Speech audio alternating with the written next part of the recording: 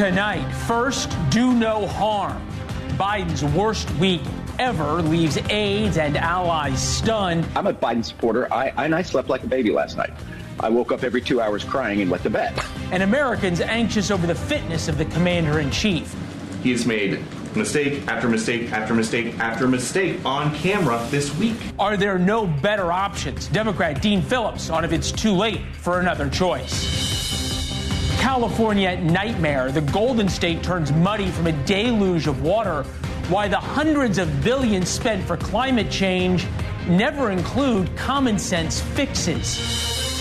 Place your bets, place your prayers. Records spent gambling on the Super Bowl and on religious ads. Amen. Join us in prayer this Lent on Hallow. To air during the game. How to talk about the Super Bowl without saying Taylor Swift. Welcome to the fairest show on television. First tonight, President Biden's real problem. Last night, the betting market odds on Joe Biden as the Democratic nominee plummeted. If he doesn't become the nominee, if things radically change this week, last night, will be pointed to as the inflection point. In the latest NBC News poll, 76% of Americans report concerns about Biden's mental fitness. And last night's press conference violated the first rule of politics. First, do no harm. The problem for President Biden in the White House isn't the devastating special counsel report, nor is it his disastrous snap press conference last night that was supposed to prove his mental fitness. The problem for Biden is that there is nothing he can do to fix the underlying issue. Today, he sidestepped reporters during an Oval Office meeting with the German chancellor. Thank you all very much.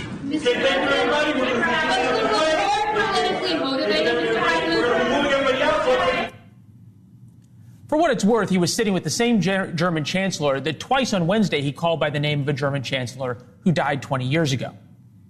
And it is no surprise he didn't take questions. Last night, after the special counsel investigating him delivered a report calling Mr. Biden, quote, an elderly man with poor memory, President Biden tried, emphasis tried, to go on the offensive. There's even reference that I don't remember when my son died. How in the hell dare he raise that? Frankly, when I was asked the question, I thought to myself, it wasn't any of their damn business. While lashing out at the man who embarrassed him, and the special counsel, to be fair, really embarrassed President Biden, President Biden then showed the world that his memory is in fact failing him. It was especially clear during that moment when he was talking about his late son, Beau Biden's rosary. I wear, since the day he died, every single day, the rosary he got from Our Lady of...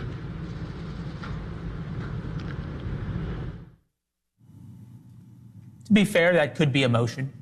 A man so angry, so embarrassed, so emotional about his son's death that he couldn't speak. So angry at Robert Hur that he just blanked Our Lady of... But after his prepared remarks, Biden took questions, as if to prove the report calling him an elderly man with bad memory wasn't true. Here he is talking about what he's doing to help the Palestinians in Gaza.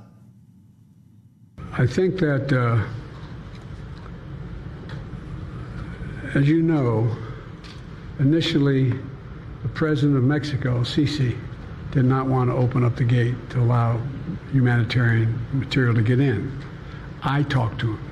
I convinced him to open the gate. I talked to Bibi to open the gate on the Israeli side. Turns out it's not the president of Mexico who would open the gate. He's referring to the president of Egypt. Last night, President Biden said he's the most qualified man to run for president in 2024. And voters, in the end, are going to be the ones to decide that. But much like Mr. Biden doesn't have any options to fix how people feel about his mental capacity, Democrats don't really have many options to replace him. After all, they rigged the primary system to prevent any meaningful challenge. The only person less popular with voters than Mr. Biden is his number two, Kamala Harris. You think you just fell out of a coconut tree?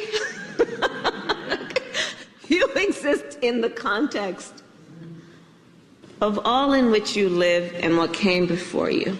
When we invest in clean energy and electric vehicles and reduce population. During Women's History Month, we celebrate and we honor the women who made history throughout history. It is time for us to do what we have been doing, and that time is every day. Let us all be clear that the attack is misplaced. If the point of it is that we need leadership that is strong, because we have a strong leader in the United States. That's an excellent answer. And the question was, what is the job of the vice president? Congressman Dean Phillips is with us. He's running against President Biden in the Democratic primary, as much as there is a Democratic primary. Congressman, it's good to see you. Good to see you, Leland. I bet you're not very surprised. You've been talking about this. You're the only Democrat who's been talking about this for a while. Well, most Democrats know it. They've been feeling it. I think I'm the only one saying the quiet part out loud, Leland. I remember I think it was July of 2022, where I first said the president should pass the torch, cement his legacy. He did a fine job saving the country, I believe. And the only reason we're having these conversations right now is because he's running again. His next term would end in January of 2029. I don't think these conversations would be as significant if he had already decided to pass the torch, open the stage to a new generation, which is what he should have done. And it's sad to see. It's sad to see. Democrats, including you, have been extraordinarily critical of Republicans' devotion to Donald Trump. It's something that Democrats sort of can't understand about Republicans. Why do Democrats seem to have the same devotion to President Biden? I think we've entered an age of cults of personality, and I don't quite understand it. I think it's dangerous. I think it's delusional. And the whole message here should be, first of all, people need to vote in primaries. That's one. The reason we're handing the keys to the 5% on the far left, 5% on the far right, is the tragedy right now in the country. And then we have two political parties that are not promoting competition, in many cases actually stifling it, suppressing voters, candidates, and speech. When I say speech, I'm talking about debates. There may not even be any this year. We got a lot of problems. And all my message is competition. It's the United States of America. The more, the merrier. Let voters decide. And then things will get better. But in this... Okay, well, to be fair, speaking of competition, South Carolina, President Biden, 96%, you 1.7%. Mm-hmm. New Hampshire, Biden, 63%, 64%. You didn't break 20%. What's next for you? Well, introducing myself. I mean, the system is not designed to platform anybody but the coordinated candidate. And it's complicated. And I'm going to continue to do what you do when you run for president. Face voters, do debates, do town halls, show up, go to coffee shops and cafes. And when you got about 5% name recognition, as I do, by the way, anybody can become famous in politics. You just got to be a jerk. That's the whole problem right now. We have perverse incentives, Leland. It's true. The people most Americans know in Congress are not the workhorses. They're the show horses. And therein lies the big problem. It's have you gotten any calls today with apologies or offers to help? I have. I've gotten some notes today from people who are recognizing that they were subject to a delusion. You don't have to give me names. You don't have to give me names. But give me why that changes the conversation for you. I think, first of all, most of my colleagues have recognized this, but there's a system, Leland, in Congress where if you get out of line, you risk losing your next election. I'm not running for re-election. I'm not subject. I don't need the money. I don't need the re-election support from the DCCC or whoever it might be. And that's liberating. My colleagues don't have that luxury, so they have to stay in line, oftentimes counter their own principles. And that's what we're seeing. By the way, it's not unique to one party or the other. We saw it with my Republican colleagues with Trump. Now it's happening with Biden. Let's play this out. We played the clip of Kamala Harris, who arguably is less popular and less electable than Joe Biden is, at least at the current moment, if you look at the polling, especially in swing states. What are the options for Democrats right now?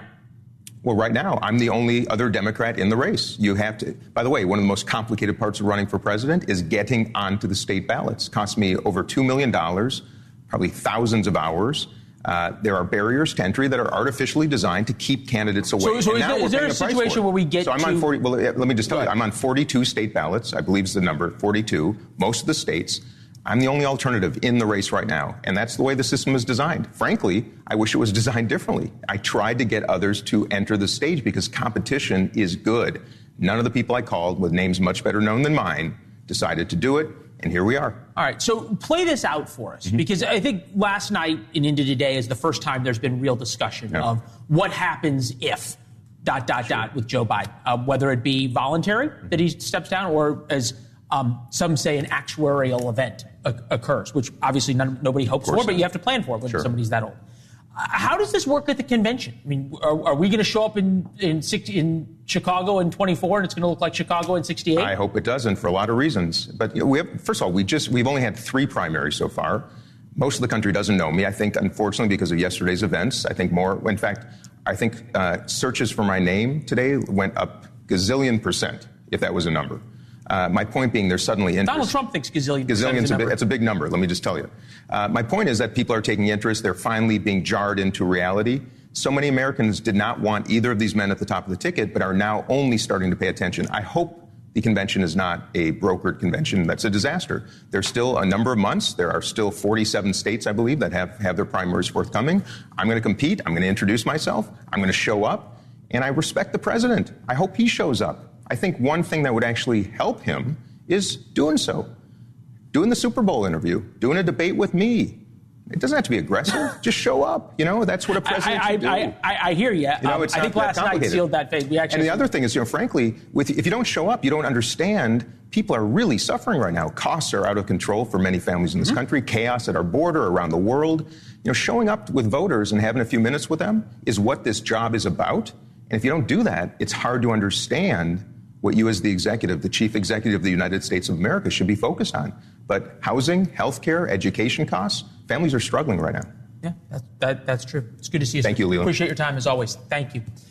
Democrats did what they always accused Republicans of doing in response to the special counsel's report. They attacked the Department of Justice and, you could argue, weakened Americans' faith in our institutions.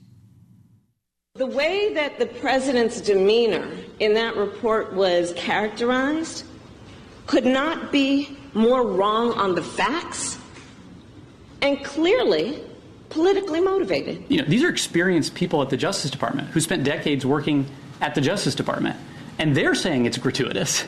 They're saying that this is inappropriate, that this is inconsistent with DOJ policy and practice. I agree with President Biden's reaction, which was absolutely outrageous, to question the president's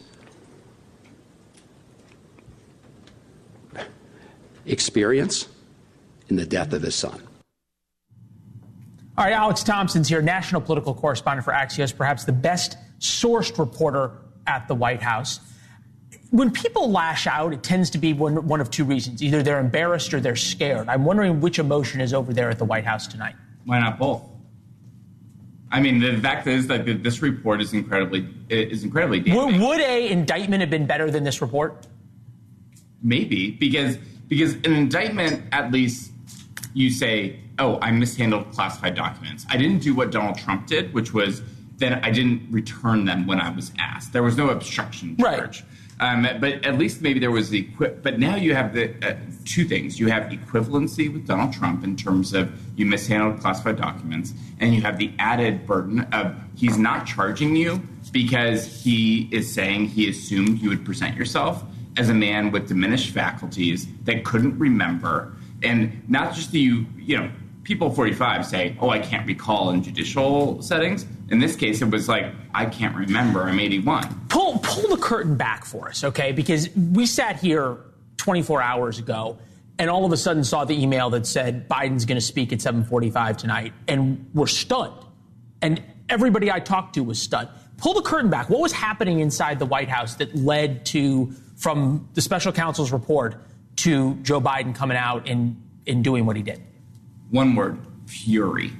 And not just with the White House staff, with the president himself. The president is not known as widely because he has sort of a genial demeanor, especially publicly. Behind the scenes, Joe Biden has an enormous, volcanic at times temper. That's what this report triggered, especially the fact that they questioned, and I don't know if we're ever going to see the transcript, but according to special counsel Hur, Joe Biden did not remember when his son died. Right. Years apart from when he died. And that line in particular, there's no line or issue that really gets at Joe Biden's temper more than his family. That line stuck, and he was fuming. And the thing is, this White House almost never puts this president in televised public settings after 7 p.m., almost ever. In part because, I can tell you, behind the curtain, they worry sometimes that he gets a little tired. He gets a little fatigued. The stutter comes back. He'll make mistakes. This was a move motivated by one thing and one thing only: Joe Biden's fury at the special counsel report. That's why you saw him go out there defiant, and it's also why you saw him. Do they think it worked last night? Are they sitting there high-fiving this morning going, oh, I mean, publicly they are, but what are they saying privately? Depends who you talk to. I think there are a few camps in this situation. I don't think almost anybody really thinks that it was an effective display of leadership. The fact that you throw your staff under the bus, the fact that you sort of go back and forth. I'm going to interrupt you for 1 second. Here's why: because your microphone is having some issues. So we're going to play a soundbite of Bill O'Reilly from earlier in the week, almost predicting this, and we're going to change your microphone. Give us 1 second. But Joe Biden's handlers, including his wife, who is growing in influence, Joe Biden, they don't know what he's going to say from hour to hour. They cannot put him out there, because if a tough question is lodged, nobody knows whether Biden is capable of answering it without blowing himself up. And just like that, we can now hear Alex Thompson of Axios. I thought Bill O'Reilly bringing up Joe Biden was really, really interesting. And I'm wondering if that's what the White House wants. This was in Mike Allen's note this morning. American Woman is coming out, a book about the first ladies. She had watched a news conference. This was back in 2022 that was very problematic, a number of factual errors. And the look on her face told everyone in the room, from the president on down, they had some explaining to do. Why didn't anyone stop that? She demanded. And look, there's some history to this, right? There was a first lady who became the de facto president. This is President Wilson's first lady. How much of a worry is there of the Joe Biden narratives creeping into coverage? You know, I actually have not detected that, in part because this story just came out. Yep. That being said, this story is 100% true. Jill Biden's, so every first lady has their role. I'd say Michelle Obama, in some ways, her role was to both take care of the family, but also to keep Barack Obama honest. You know, she sort of gave him a hard time at times. Jill Biden's role is protector. And the fact is, she's incredibly involved, not just in political meetings, in scheduling meetings. If anything, her team usually draws him back, tries to get him more rest. The thing is that she is just intimately involved in every single detail. That being said, I don't think there's any narrative yet of her making some of the policy decisions that Woodrow Wilson's wife made. All right. As I started this, I said you're the best source guy in the White House. What is the plan to turn the narrative around? Is it more press conferences like we saw last night? Are they going to start doing interviews? Or does this make them only just protect Joe Biden even more? It's an interesting question. I think you saw the beginnings of the strategy today, which is attack Robert Hur, right? Attack the report, attack the integrity. The fact that you have the Vice President of the United States go out there and say that this report is politically motivated, that this special counsel, who was appointed by your own Attorney General, that you picked, that you selected, that you praised as a huge man of integrity. Right. And then you're saying this is a politically motivated, one could call it a witch hunt. Well, and before the Democrats had a chance to read the entire report, they were praising the report because it said there were no charges. So they were like, this is great. And then everybody read it. Have a great weekend. We'll look for the scoops coming up on Axios. Thank you, my friend. Appreciate it, man. All right, coming up next, you'll hear all about the rain in California. Surely it means the drought there is over. Actually, no. Why the Golden State's mad rush into green energy means they still have a water problem despite all the rain. And later, how do world leaders, how do our enemies see current President Biden, the former director of the CIA, on how to deter our enemies in a moment of confusion? Of the response in the Gaza Strip has been over the top.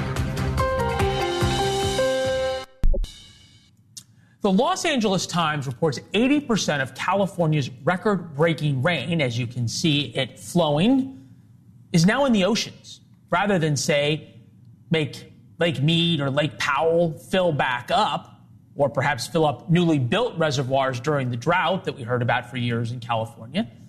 Well, California has done very little, or maybe even nothing, to build an aqueduct system to capture and save the predicted deluge of water that came over the past few days and refill Lakes Mead and Powell. It's part of a larger problem. And we'll take California just as an example, where they spent $6 billion on wind and solar power in the name of climate change, but very little in the type of infrastructure needed to deal with the changing climate. It's like climate theater, security theater. Make grandma take off her shoes in the security line. It doesn't really make flying safer. It allows the government to spend money and have policies that sound good at cocktail parties. Climate economist at Columbia Business School, Gernot Wagner, is with us. Professor, we appreciate you being here. Thank you. Let's just stipulate at the top that climate change is real. The climate is changing. Is money better spent mitigating it and dealing with it, or trying to in some way stop all of our greenhouse emissions so it doesn't get worse? Well, both is the short answer. All right. So as an economist, I'm obligated to tell you that there are trade-offs. And of course, right, so you can't always get what you want, right, ever since, philosopher Mick Jagger, I believe, his title. So yeah, right, of course, we need to prioritize. But frankly, at the end of the day, yes, climate change is real.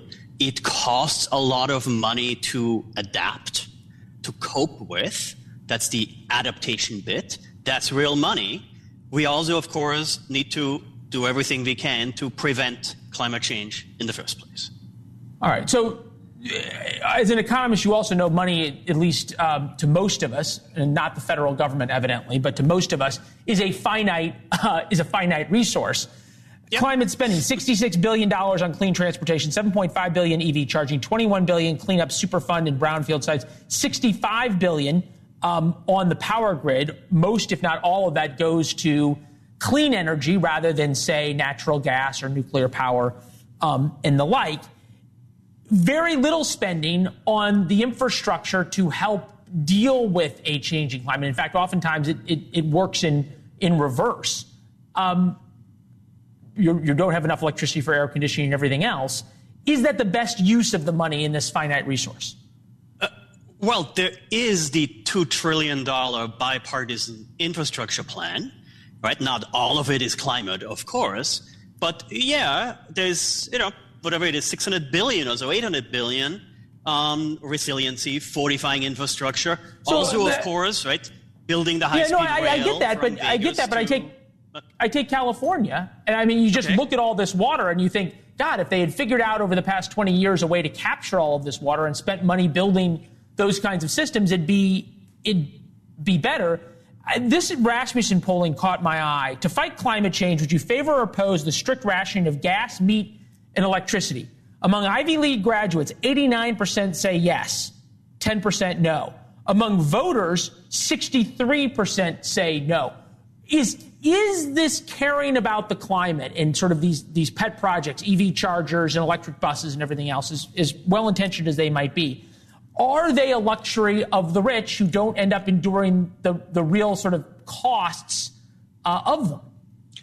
Well, hold on. You can go to IKEA and buy a $60 induction stove. So yes, right, you can blow $5,000 on the Wi-Fi enabled one, and actually we have one right there over my shoulder. I still don't know what the Wi-Fi is for, frankly, but it looks good, sure. But that was 4 years ago, by the way, when we spent that much money. If we bought the exact same one today, it's about half the cost. And yes, IKEA sells them for $60, right? We install more heat pumps these days in this country than gas furnaces. Why? Well, because when you do the math, the heat pump that is 5 times more efficient to heat your home, and yes, replaces air conditioning too, is in fact cheaper overall. There was part of that in the climate. Gernot, we appreciate it. Thank you very much for the perspective. Good luck cooking dinner. Sometime we'll come over. I'm sure the food's delicious. Coming up next. Please do. Let's face it. It is. All right, there we go. Thanks so much. We can sort of agree on this. Joe Biden is a wartime president. Israel and Hamas, Russia and Ukraine, Iran and its proxies, China moving on Taiwan. Obama's Secretary of Defense, Leon Panetta, on when senior moments become serious threats to national security.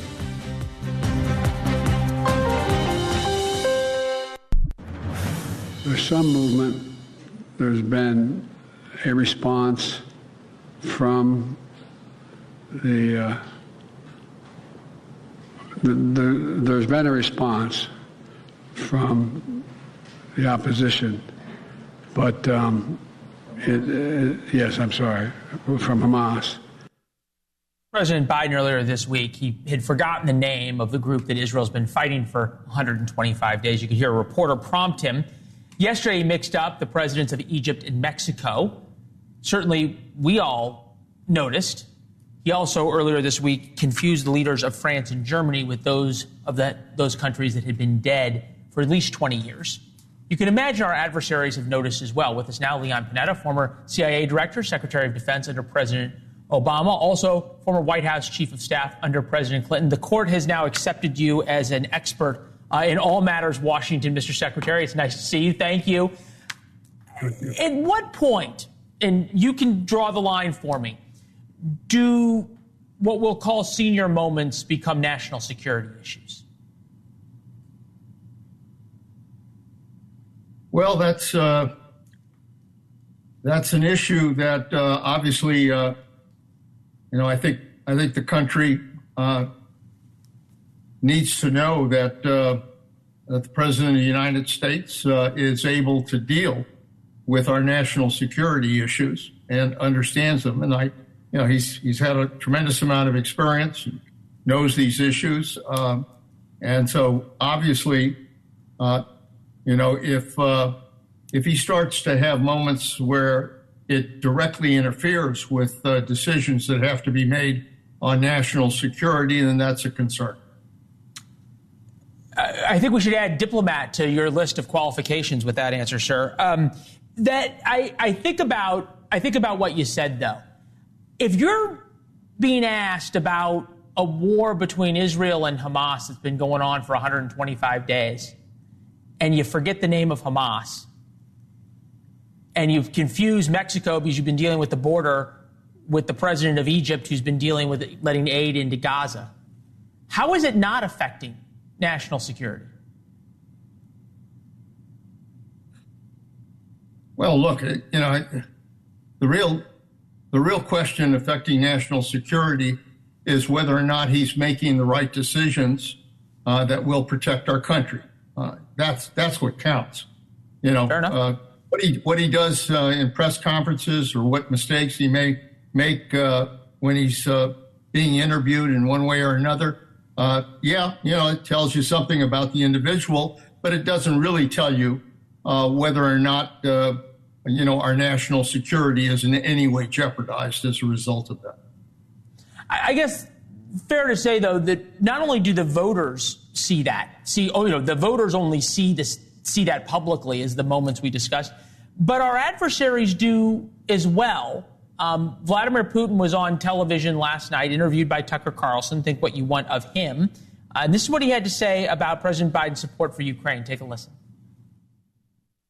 But I said to him then, I believe that you are making a huge mistake of historic proportions by supporting everything that is happening there in Ukraine by pushing Russia away. I told him repeatedly, by the way. There is a thought, even among a lot of hawkish Democrats I know, that there needs to be some kind of off-ramp for Ukraine, a negotiated settlement of some type, which is how almost all, if not all, wars end, is some type of negotiated peace. Are you seeing a move within the White House and within the U.S. defense establishment to begin getting us to that point? Well, the only way we're going to get to that point is to make sure that Ukraine has the leverage to be able to engage in those kinds of negotiations. And the only way Ukraine is going to get that leverage is if we provide aid to Ukraine, provide the funds that we promised Ukraine, provide the weapons we've promised Ukraine, and have Ukraine basically be able to not only defend itself, but hopefully be able to regain some of the territory that's been lost. That is critical to the ability then to say to Putin, ultimately, rather than carrying on the way you are, we have to engage in some kind of credible negotiated resolution. Well, fair enough to say that it's a lot easier to negotiate from a position of strength than it is from weakness. Speaking of that, at least right now, Ukraine aid and Israel aid is tied together. This is from Elizabeth Warren. Prime Minister Netanyahu and his right-wing government have failed to get the hostages released and have killed nearly 30,000 Palestinians. No more blank checks for Netanyahu. We need to condition aid, resume ceasefire, and advance peace through a two-state solution. I see a lot of problems with that tweet. We'll start with the bottom, which is most Palestinians don't want a two-state solution. But what I'm wondering in a larger sense is why is Ukraine, for Democrats, a blank check situation, and Israel is something that aid can be conditioned on and even withheld from? Well, I think the right position is to support both Ukraine and Israel and to provide the aid that both need in order to be able to defend their democracies. That's the right reason. People have all kinds of conditions. I've heard of conditions on Ukrainian aid. I've heard of conditions on Israeli aid.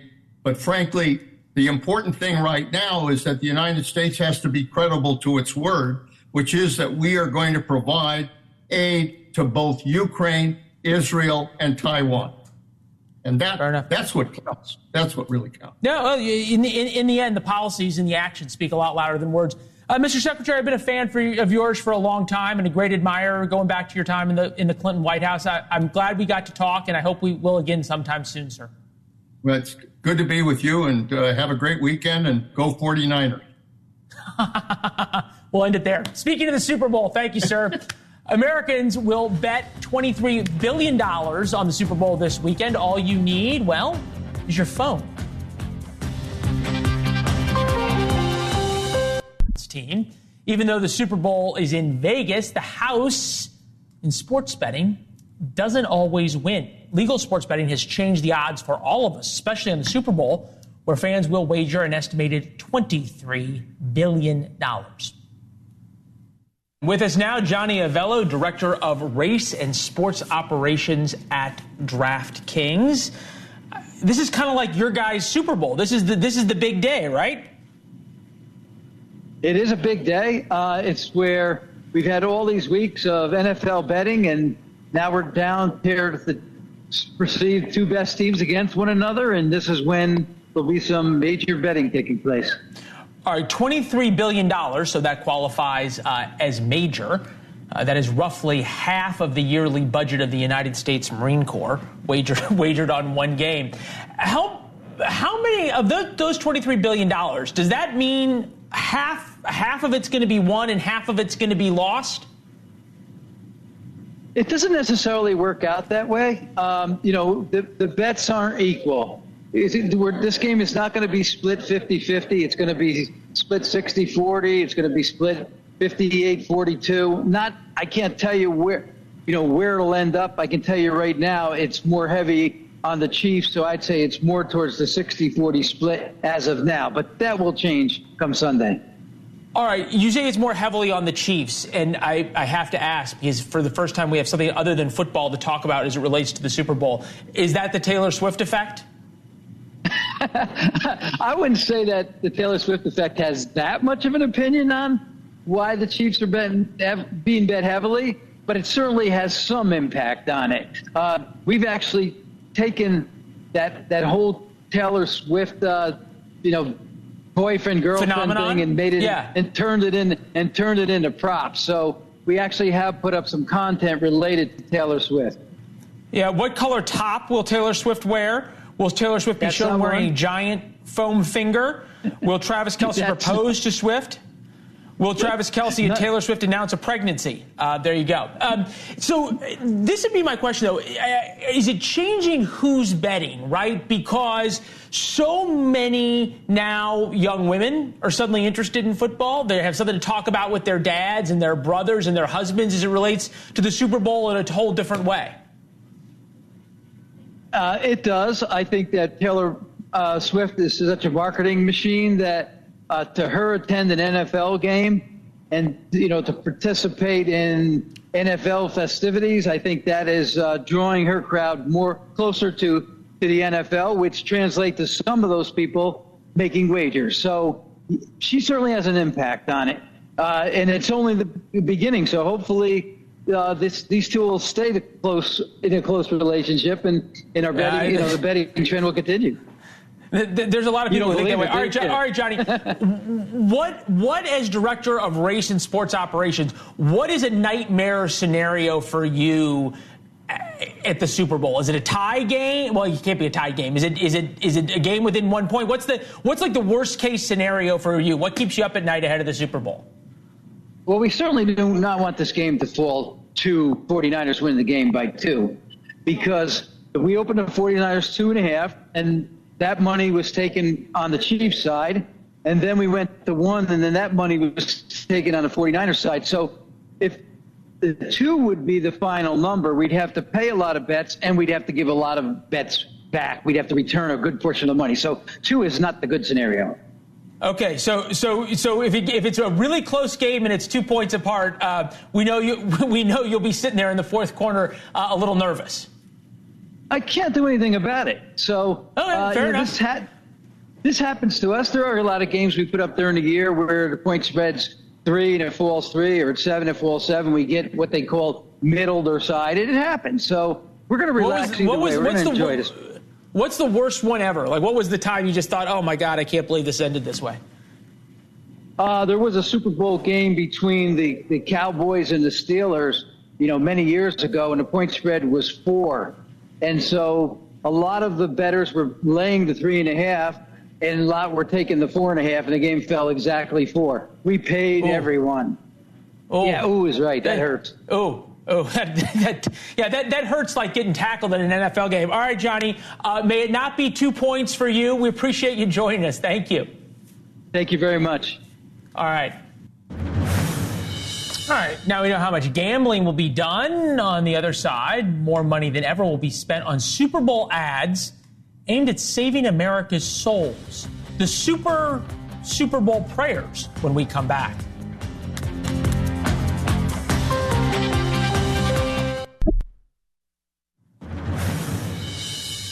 New England Patriots owner Robert Kraft donated $7 million for a 30-second Super Bowl commercial about Jewish hate. It'll air this Sunday. As will another ad that, as our Adrian Bankert reports, asks Americans to pray. For the first time in Super Bowl history, one of those $1 million ads will be a humble prayer. God, we take this moment. It's not a pastor or priest doing the praying, but megastar Mark Wahlberg. Amen. Join us in prayer this Lent on Hallow. Stay prayed up. He and other celebrities inviting 100 million people to bow their heads during halftime. Compliments of the prayer app Hallow. For us, when we were thinking about what to do for the ad, we're like, well, Hallow's just prayer. So why don't we just take 30 seconds and pray together and give thanks to God for this opportunity? I mean, it's the Lord's Day. It's Sunday, so it feels fitting. Hallow bills itself as the #1 Catholic meditation app with 14 million downloads. It promises peace, better sleep, and a relationship with the big guy. And now during the big game. In Jesus' name we pray. It comes at a time when faith-driven audiences are getting notice. Hallow is not the only tech company with a massive following. Companies like Abide and Pray.com combining profitability with purpose. Pray.com. Pray.com. Pray.com. We love you guys. Pray calling itself the #1 app for daily prayer and Bible stories, downloaded 16 million times. We've seen over 1,500% growth since the pandemic. 88% say that they've experienced less stress, less anxiety, better sleep, just from doing our Bible bedtime stories or daily devotionals in the morning. We are currently actually proving that with clinical trials with Harvard and Biola and Berkeley and a few other universities. And I think what people are really hungry for is like real peace, especially young people. I think everybody, but especially young people. What do you say to people who think that this is preachy? That there isn't a space for prayer in sports or in a public forum, that it should be more agnostic? We have a bunch of folks on the app of a bunch of different faiths, so we're just interested in exploring it. We're not trying to force anything, just inviting people into 5 minutes of silence, 10 minutes of silence with God. And I think it can change their lives. And you know, what is amazing, Leland, is Halo's popularity has only grown. In 2023, they made the list of the top 10 apps in the App Store. They made number 3 ahead of Spotify, ahead of TikTok, ahead of Instagram. Wow. And a lot of people are hearing about them because of their celebrity endorsements, like Mark Wahlberg, like Jonathan Rumi from the show The Chosen. And with so many people praying today using technology, it's really showing that there is a huge market. And a lot more people are going to hear about it on the Super Bowl, too. $7 million for that ad. Adrian, congratulations. One Nation Under God is the new segment here on News Nation. Congratulations. Have a great weekend. Also at the Super Bowl this weekend will be 9-year-old Holden Armenta. We introduced you to him earlier this week. He and his family are suing the website Deadspin for an article claiming he wore blackface to an NFL game in some type of racist message this past November. It seems silly to say, but nobody saw anything wrong with the outfit. And Raiders fans are not normally known as the friendliest bunch, and even they were embracing. We have a picture of you with the Raiders cheerleaders. So what was it like when the article came out? What was it like for you at school? It was like scary because I didn't know what was happening. What did happen? Well, the whole internet started to call me Chiefs, blackface, racist. This racist kid figured out how to hate Native Americans and black people at the same time. All right, we heard from a lot of you about this segment, Rest Living Blessing. Children can't even be children anymore. He literally dressed up as the team's mascot. Racism exists, but this was not it. We have to agree with you. Racism does exist. The problem comes from making things racist that are not. And with that, we wish you a wonderful Super Bowl weekend. May you enjoy all the Taylor Swift in your life that you want. We'll see you on Monday.